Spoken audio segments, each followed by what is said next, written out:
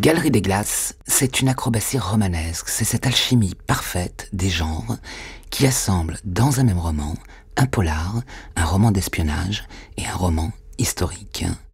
Les unités de temps et de lieu volent en éclats pour survoler à notre époque contemporaine Versailles et Lagos et s'échapper un chapitre sur deux dans la sérénissime Venise du XVIIe siècle.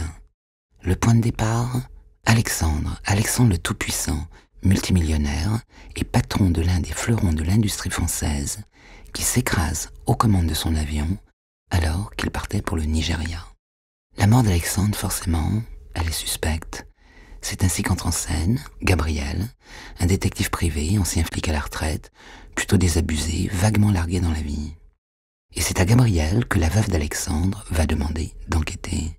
Car si elle est, elle, la veuve blanche, une veuve noire pourrait bien réclamer sa part d'héritage là-bas, tout là-bas, à Makoko, le bidonville de la lagune de Lagos, appelé aussi la Venise noire.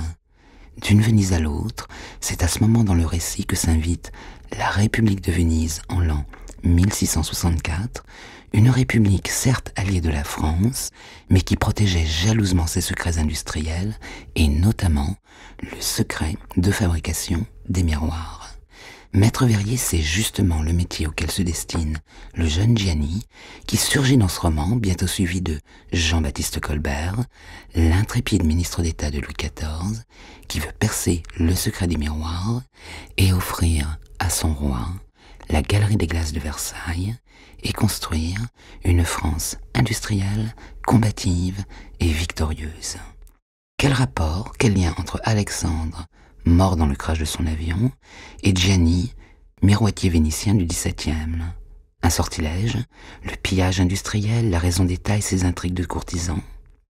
Le tour de force d'Éric Garando, c'est la crédibilité de cette histoire bluffante, richement documentée sans que jamais l'érudition devienne pesante ou encombrante. Éric Garando nous balade de bout en bout, jusqu'au final grandiose, là où les jeux de pouvoir pourraient bien se conjuguer au féminin. Précipitez-vous sur ce roman et peut-être vous ferez-vous, dans le rétroviseur de l'histoire, une autre idée de la France. Galerie des Glaces, d'Éric Garando, et c'est aux éditions Albin Michel.